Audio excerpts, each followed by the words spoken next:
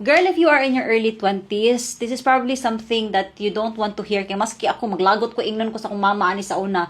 But now that I am in my 30s, I feel that I am obligated to share this to you as your big sister or imuhang auntie.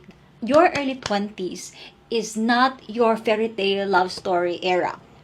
I'm so sorry. I'm not saying na ayaw pag uyab-uyab ha, kay dako naman ka, bulbulo naman ka, imuha na desisyon. But this is me to remind you that that should not be your only priority.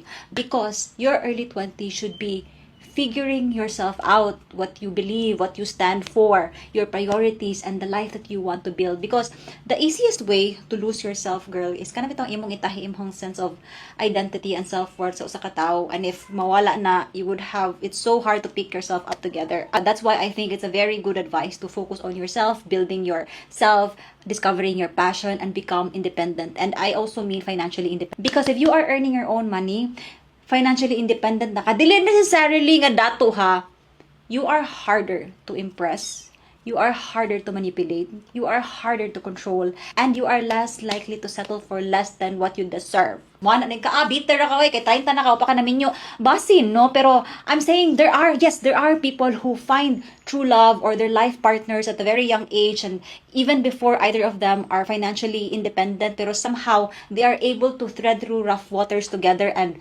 somehow things worked out, and that is beautiful, and these people are blessed to have each other. But let's be real, no, this does not happen to everyone. So I think like this advice is your safest bet, and I'm sure that a lot of parents would agree. Don't rush yourself into love or marriage, because I think you can never go wrong with building yourself first.